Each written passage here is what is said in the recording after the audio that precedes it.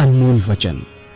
अखिल भारतीय संत मत सत्संग के संस्थापक और गृहस्थ में आनंद योग के जनक परम संत महात्मा परम पूज्य श्री यशपाल जी महाराज अर्थात परम पूज्य भाई साहब जी द्वारा प्रतिपादित इन अनमोल वचनों का पालन करना अति आवश्यक है। ये वचन हमारी गृहस्थ आध्यात्मिक साधना के लिए मूलभूत सिद्धांत हैं, जो इस प्रकार हैं।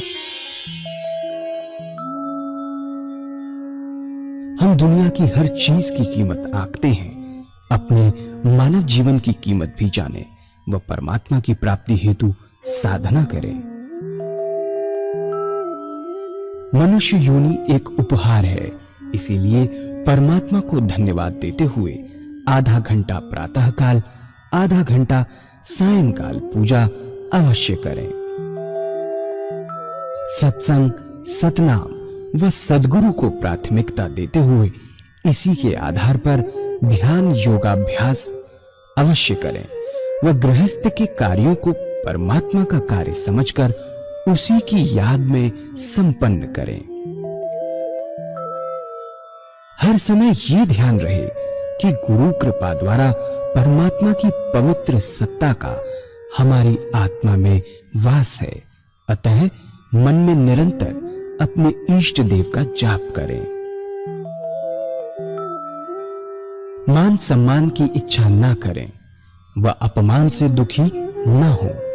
परमात्मा के अतिरिक्त किसी और का भय ना करें। दूसरों की बुराई न करें, न सुने, सत्य व मधुर बोलें, अश्लील शब्द मुंह से ना निकालें, सभी से नम्रतापूर्ण व सुंदर व्यवहार करें। धर्म पत्नी के अतिरिक्त अपने से बड़ी से माता जैसा, बराबर की से बहन जैसा व छोटी से पुत्री जैसा व्यवहार करें। सांसारिक जीवन यापन की आवश्यकताएं अंतहीन है, इसलिए अधिक से अधिक समय सत्संग में व धन परोपकार में खर्च करें। याद रखें, न स्त्री माया है, न धन दौलत, न ही परिवार। माया वह है जो हृदय को परमात्मा से दूर हटा दे। अतः निरंतर सत्संग और सद्गुरु की शरण में रहने का प्रयास करें। भोजन अपने इष्ट को अर्पण कर प्रसाद रूप में परमात्मा की याद में करें। रात्रि में सोने से पहले अच्छे बुरे कार्यों का आत्मनिरीक्षण कर उसका समुचित पश्चाताप करते हुए ध्यान करें व प्रभु की गहरी याद में ही विश्राम करें। परमात्मा तू ही है, तेरी इच्छा पूर्ण हो।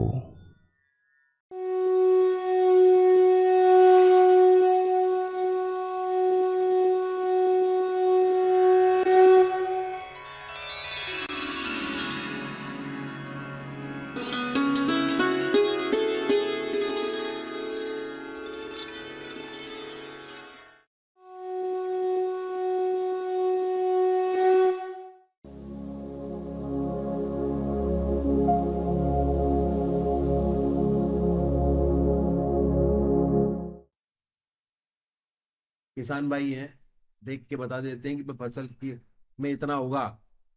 अभ्यास 35 साल का अभ्यास, 40 साल का अभ्यास कि अब लगाएंगे तो इतने टाइम बाद ये होगा, अब लगाएंगे तो ऐसा होगा, अब लगाएंगे तो ऐसा। अभ्यास इसी प्रकार ऐसी अवस्था आती है, शुरू शुरू में दिक्कत आएगी जरूर, भागो, भगाता है मन, बैठने का मन नहीं करता, भागो, बचता है, बचेगा। सत्संग में भी उस टाइम पर पहुंचते हैं जो रामायण चलती है, ध्यान वाला पीरियड छोड़ देते हैं, भागो, बाद में करेंगे, जो कुछ होगा आज होगा, अभी होगा, बाद में कुछ नहीं होता। तब तक मानसिक जाप कर सकते हैं, आपको बहुत स्पष्ट सुनाई देने लगेगा कि हृदय से ओम की आवाज निकल रही है, ऐसी हालत पैदा होती है कि ना कोई दूसरा विचार रहता ना ख्याल, ऐसे तल्लीन हो जाते हैं उसके अंदर, अपने आप से गायब। विचार शून्य अवस्था बन जाती है। और जितने टाइम आपका समय होगा उतने ही टाइम विचार शून्य अवस्था होगी। जैसे ही टाइम पार हुआ फौरन आपको चेतन्यता आ जाएगी। एक खास बात है, ये नहीं कि 3 घंटे पड़े रहेंगे ना। अगर सोच के बैठे हैं कि हमको आधा घंटे का ध्यान करना है, तो आधा घंटे के फौरन बाद आपको जागृति आ जाएगी, फौरन जागृत हो जाएंगे वापस। और उसके बाद क्या है कि अपने आप से गायब। जब चेतन अवस्था में आते हैं तो वही नाम सुनते होते हैं और हमें एहसास होता है बड़े आनंद का कि हमारा मस्तिष्क अनुपम आनंद से भर गया, बड़ी शांति मिले। शांति, ये सौदा शांति का सौदा है। जितना जितना इसके अंदर चलते चले जाएंगे, ये आनंद ऐसा है कि जितना परमात्मा का नाम लेते हुए चले जाएंगे, जितना कंसंट्रेशन बढ़ाते चले जाएंगे, उतना आनंदित होते चले जाएंगे। कंसंट्रेशन का मतलब कि एक कप चाय में आपने 1 कप चीनी डाली, ये शरीर आपका मटके के समान है। उसमें राम नाम की चाशनी अगर 1 कप डाली है आपने, 1 चम्मच, तो कितनी मिठास आएगी। 2 डाली तो कितनी मिठास आएगी। उसको कंपेयर कर सकते हैं कि इधर चीनी डालिए, उधर राम नाम की चाशनी अपने अंदर डालिए। एक दिन ऐसा आएगा कि सिर्फ वो रह जाएगा, ना कोई दूसरा विचार रहेगा ना क्या। इतनी शांति मिलती है, इतना आनंद आता है। तो इन संतों ने तरीका बताया पूजा का। यदि ऐसे पूजा करेंगे तो हमें विशेष लाभ होगा। चित्त की एकाग्रता प्राप्त होगी, धीरे धीरे सुषुप्ति की अवस्था प्राप्त होगी, और सुषुप्ति से सहज समाधि में प्रवेश कर जाएंगे। उसके बाद हमको आत्मदर्शन होने लगेगा कि हम कौन है, और साथ साथ परमात्मा का अनुभव होने लगेगा। एक दिन ऐसा आएगा कि हम उससे एकाकार हो जाएंगे और ज्योति से ज्योति मिल जाएगी। ये तरीका पूजा का बतलाया इन संतों ने। अगर ऐसे पूजा करेंगे तो कंसंट्रेशन का मात्रा बढ़ेगा, और कंसंट्रेशन की हर जगह जरूरत पड़ती है, चाहे वो पूजा हो, चाहे वो समाज हो, चाहे वो पढ़ाई हो, हर जगह कंसंट्रेशन की जरूरत पड़ती है। और जिसको आदत पड़ गई कंसंट्रेशन करने की, हर जगह उसको सफलता मिलती चली जाती है। तो ये है रास्ता जो मैंने आपके सामने रखा पूजा करने का। तो अभी एक भजन होगा, और भजन के साथ साथ 15 मिनट हम लोग ध्यान करने की कोशिश करेंगे, जो मैंने आपको तरीका बताया। उसके बाद मैं आगे बताऊंगा कि किस तरीके से ग्रस्त के लोगों को आगे बढ़ना चाहिए इस रास्ते पे। कंकन की नभ की परछाई, पात समय सुध भूल गयो पल टेरत हो पलटारत नाई। तिरछे कर दैन दे सैन तिन्हें, तिरछे कर दैन दे सैन तिन्हें, समुझाए कछु मुस्काय चली। बरु मारिए मोही बिना पग धोयो, नाथन नाम चढ़ा यम जो। तो बिना पग धोवे नाथ नाम ना चढ़ाई। ओ मल्लाह कहे मल्लाहों से, हो जी मल्लाह कहे मल्लाहों से, भगवान भी मलाही करते हैं। मल्लाह कहे मल्लाहों से, भगवान भी मलाही करते हैं। मैं गंगा तट का केवट हूँ प्रभु, भव सागर के राजा हूँ। मैं गंगा तट का केवट हूँ प्रभु, भव सागर के राजा हूँ। हम यहाँ पार लगा देंगे प्रभु, वहाँ पार लगा देना। मल्लाह कहे मल्लाहों से, मल्लाह कहे मल्लाहों से, भगवन भी मलाही करते हैं। मैं भवसागर के राजा हूँ, मैं भवसागर के राजा हूँ। मैं गंगा तट का केवट हूँ, हम यहाँ पार लगा देंगे प्रभु, वहाँ पार लगा देना। ओ गजब की बांसुरी बजती थी, वो वृंदावन बसैया की।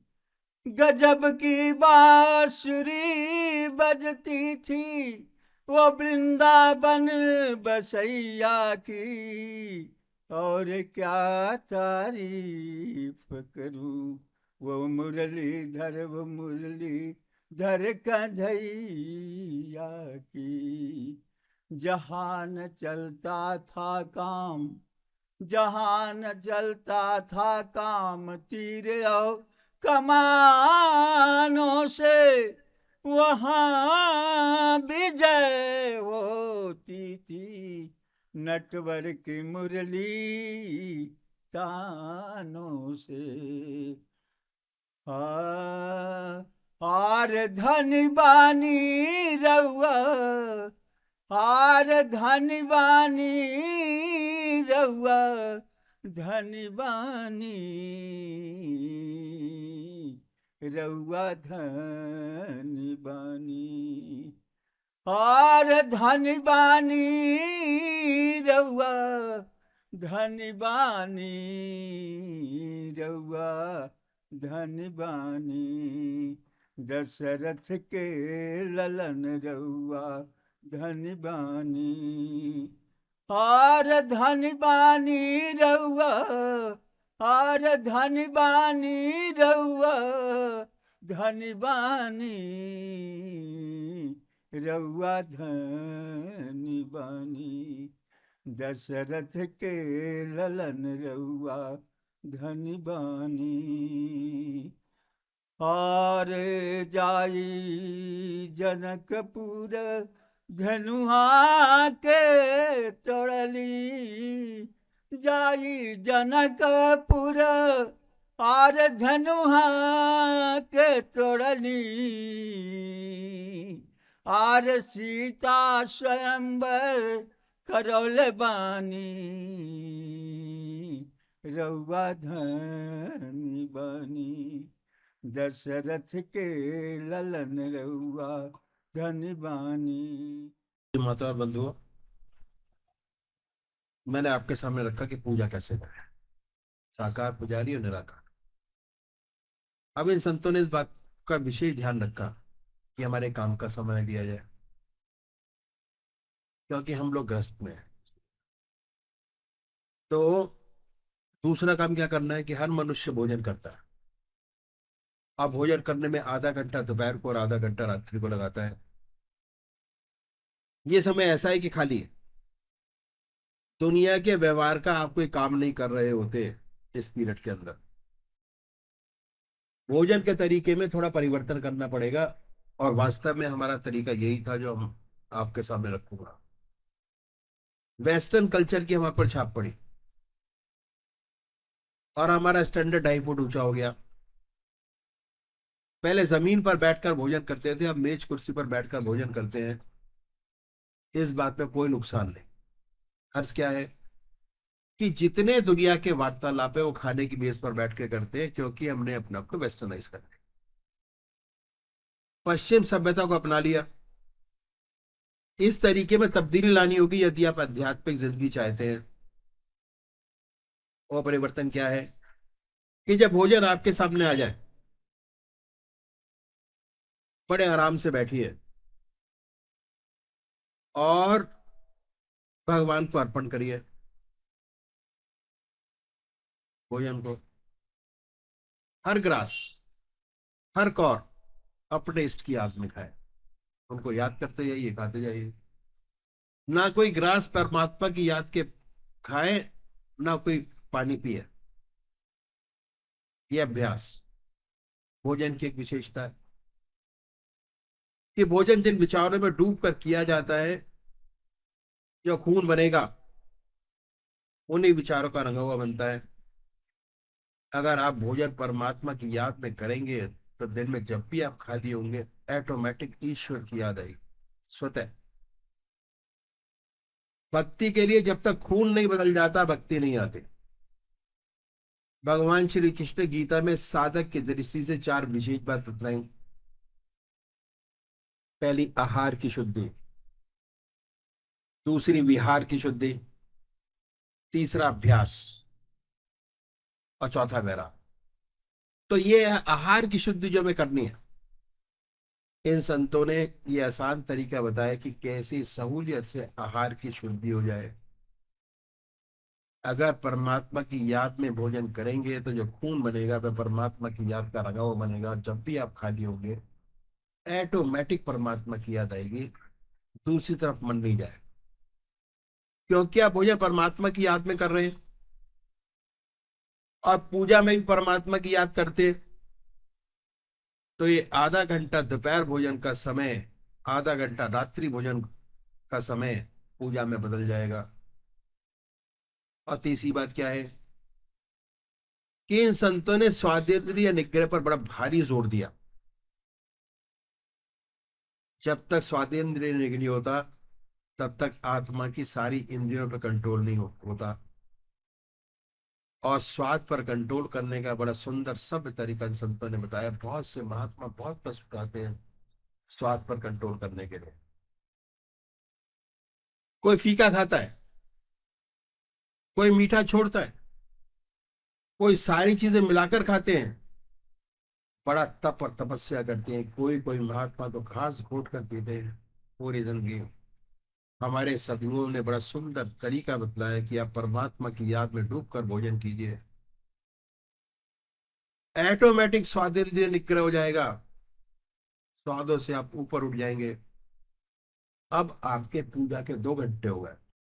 आधा घंटा सुबह पूजन, आधा घंटा शाम पूजन, आधा घंटा दोपहर भोजन, आधा घंटा रात्रि भोजन। उसके बाद अगला, हर मनुष्य सोता है 6 घंटे, सब सोते हैं 6 घंटे। क्या तरीका बतलाया कि सोने से पहले 20 मिनट परमात्मा को दे दें, ज्यादा नहीं, 20 मिनट बहुत बड़ी बात हो जाएगी। विहार की शुद्धि हो जाएगी। भगवान श्री कृष्ण ने विहार की शुद्धि पर बड़ा भारी जोर दिया। कैसे होगी इसका तरीका इन संतों ने बताया। जब दुनिया के सारे काम समाप्त हो जाए, आप अपनी चारपाई पे बैठिए, बैठ के 2 काम कीजिए। आसन लगाने की जरूरत नहीं है, पहले आत्मनिरीक्षण कीजिए वे कैसे करें। अपनी आत्मा से पूछिए कि आज कोई आपसे अच्छा काम बना, ऐसा काम जिससे किसी दूसरी आत्मा को प्रसन्नता प्राप्त हुई हो। अगर ऐसा कोई परोपकार आपसे बना है, उसको भगवान के अर्पण कर दीजिए कि हे प्रभु, आपकी दया कृपा से बना, आपने अवसर प्रदान किया और हो गया। इस अच्छाई को अपने इष्ट देव के अर्पण कर दीजिए, अपने भगवान को अर्पण कर दीजिए कि आपकी दया कृपा से हुआ। फिर सोचिए कि आप में कोई कमी तो नहीं है, खराबी तो नहीं है। अपनी आत्मा से पूछिए। इसके लिए किसी गुरु की आवश्यकता नहीं है, आपकी आत्मा सबसे बड़ा गाइड है। अगर आत्मा कहती है कि नहीं है तो बहुत अच्छी बात है। अगर कहती है कि हमारी जिंदगी में झूठ है, कपट है, अपनी जिंदगी में काम है, क्रोध है, लोभ है, मोह है, अहंकार है, अगर ऐसी कोई चीज नजर आती है तो इसके लिए प्रायश्चित करना बड़ा आवश्यक है।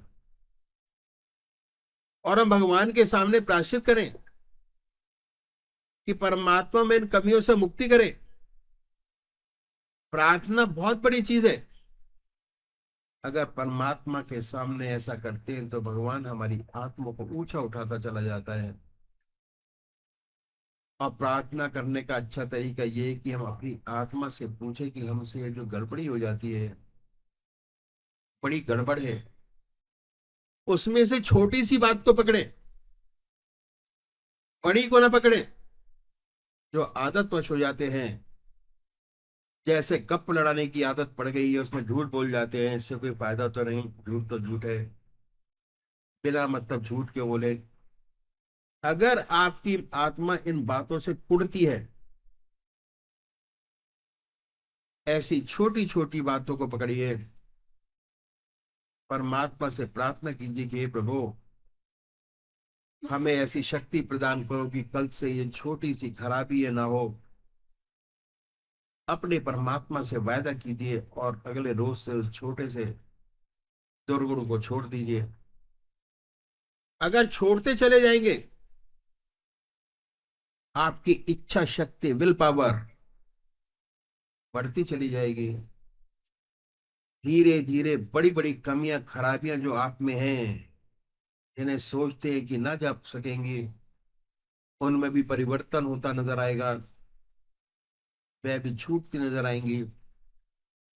पर शर्त एक है कि जिस बात का भगवान से वायदा करें उसको पूरा अवश्य करें।